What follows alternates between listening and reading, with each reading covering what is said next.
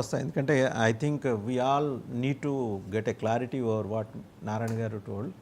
ఎందుకంటే ఆయన అన్నారు స్పెసిఫిక్గా 44,000 ల్యాండ్ ఎక్విజిషన్. రైతులు ఉవ్విళ్ళూరుతున్నారట, ఎదురు చూస్తున్నారట ఎప్పుడు వచ్చి ప్రభుత్వం తమ తలుపులు తడుతుందా అని. ఇచ్చేద్దాం పట్టాలు తీసుకుని, మేము వాళ్ళు మాత్రమే చాగరాదులా మేము కాదా అని చెప్పేసి. సో అది కూడా మీరు చూద్దరు కానీ కాసేపాకి. ఒకసారి డాక్టర్ యేశ్వరావు గారి దగ్గరికి వెళ్ళాం. బాలకృష్ణ గారి మీద అసత్య ప్రచారం. ఆయన 200 ఎకరాలు కొన్నారు. ఆయనది పెట్టే చేయ కానీ తీసుకునే చేయి కాదు. ఆయన గురించి తెలిసిన వాళ్ళు ఎవరైనా, ఆయన ఏదో స్వలాభం కోసం ఒక 200 ఎకరాలు సేకరించారని చెప్పేసి ఒక దుష్ప్రచారం. ఎందుకు ఇది మొదలైంది? And at the same time ఇప్పుడు ఆ 44,000 ఎకరాల గొడవ ఏంటి?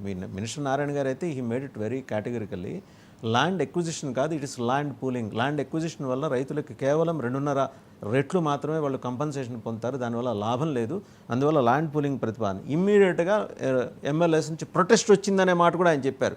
దాని సబ్సిక్వెంట్ డెవలప్మెంట్ ఏంటంటే 64 మంది లెటర్స్ రాశారు, కూటమి ఎమ్మెల్యేలు, నాట్ ఓన్లీ టీడీపీ అండి. నేను మళ్ళీ చెప్తున్నా, పార్ట్ ఆఫ్ నెల్లూరు, ప్రకాశం, నేను ఉమ్మడి జిల్లాలు Prakasam, Guntur, Krishna and part of west Godavari, ఈ 5 జిల్లాల నుంచి లెటర్స్ వెళ్ళినాయి. ఇది బూమరాంగ్ అవుతుంది, ఇటువంటి ప్రతిపాదన విరమించుకోండి. అండ్ మీ ఎజెండాలో లేదు అది. మీరు ఎలక్షన్కి వెళ్ళినప్పుడు 44 ఎందుకు ఆంధ్రప్రదేశ్ మొత్తం సేకరించేసి తాగడి పెట్టేస్తే బోల్డెన్ డబ్బులు వస్తాయి కదా.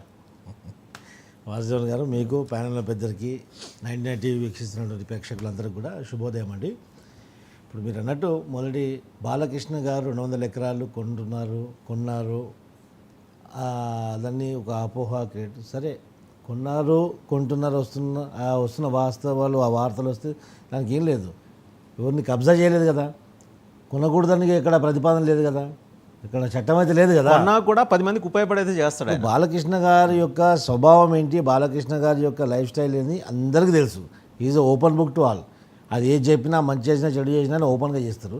దానికి పెద్ద ఆలోచించే అవసరం లేదు. ఒకవేళ కొంటే కూడా ఆయన ప్రముఖమైనటువంటి నటుడు, ఆర్థికంగా మంచిగా సంపన్నుడు, ఆయన కొండొచ్చు. దాంట్లో ఇబ్బంది ఏంటి ఎవరికి?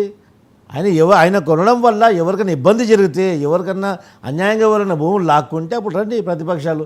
ఏం కాకముందు ఎప్పుడు వీళ్ళు కడపమంట, వీళ్ళు పార్టీని ఎప్పుడు వాళ్ళు ప్రక్షాళన చేసుకొని వాళ్ళకు వచ్చినటువంటి రిజల్ట్ చూసుకొని రేపు ప్రజల్లోకి ఏ విధంగా వెళ్ళాలనో ముఖం పెట్టుకున్నది అది చూసుకోవాలి. కానీ ఎప్పుడు ఈ ప్రభుత్వం మీద ఏది దొరుకుతుందా చిన్న సందు దాన్ని వేసేద్దామని చెప్పేసి ఇది ఆలోచన. ఇప్పుడు 44 ఎకరాల భూమి మళ్ళీ ల్యాండ్ పూలింగ్ చేస్తారని మాట్లాడారు కదా. ల్యాండ్ పూలింగ్ చేస్తే నారాయణ గారు ఆ స్టేట్మెంట్ ఇచ్చిండొచ్చు. నారాయణ గారు చేసినప్పుడు కూడా ఇది ఒక కూటమి ప్రభుత్వం. ఇది కూటమిలో ఏమైనటువంటి డిస్కషన్ ఇంకా రాలేదు. 44 ఎకరాలు మేము ల్యాండ్ పూలింగ్ రాలేదు కదా, మీరు ఒప్పుకుంటున్నారు కదా, మరి మాట్లాడాలి కదా. జనసేన బీజేపీతో మాట్లాడి వాళ్ళకేమో పాపం అది వాళ్ళ నోటీసులో లేదు, ఏం మాట్లాడాలో తెలియట్లేదు. అధికారికంగా ఇక్కడ కాలేదు సార్. ఇప్పుడు ఇక్కడ ఆయన మాట్లాడారండి, record we have that proposal. And ఆయన మాట్లాడే ముందర మీ అనుకూల మీడియాలో రాయించుకున్నారు కదా, ఇంక్లూడింగ్ ఇండియన్ ఎక్స్ప్రెస్ కూడా రాసింది. అది ఆయన పర్సెప్షన్ కావచ్చు, కానీ ప్రభుత్వం యొక్క పర్సెప్షన్, క్యాబినెట్ మీకు ఫీలర్స్. వాసుదేవన్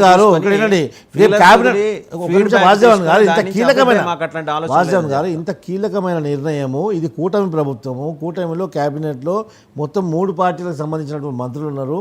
క్యాబినెట్ నిర్ణయం తీసుకున్న తర్వాత, స్పష్టమైన బయట సమాచారం ఇచ్చిన తర్వాత, ఒక ప్రకటన చేసిన తర్వాత దాన్ని పరిగణనలోకి తీసుకోవాలి. కానీ ఎవరో పర్సనల్ పర్సెప్షన్గా వ్యక్తిగతంగా మాట్లాడినటువంటి మాత్రాన అది మొత్తం సాధ్యం కాదు.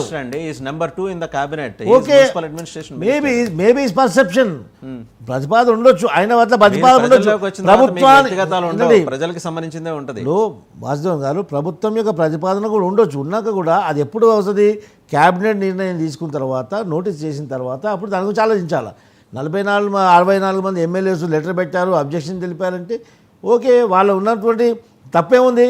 వాళ్ళ యొక్క నియోజకవర్గాల ప్రజల యొక్క అభిప్రాయం, అధిష్టానం తెలిపారు, ప్రభుత్వం తెలిపారు, దాన్ని పరిగణన తీసుకుంటారు. ఏదేమైనా అని చెప్పేసి రాష్ట్ర ప్రజల యొక్క ప్రయోజనాలకు, రాష్ట్రం యొక్క అభివృద్ధిని దృష్టిలో పెట్టుకుని నిర్ణయం తీసుకోవడం జరుగుతుంది తప్ప ఇక్కడ ఏం జరిగిపోలేదు కదా. ఇప్పుడే ఎందుకు ఏం జరిగింది?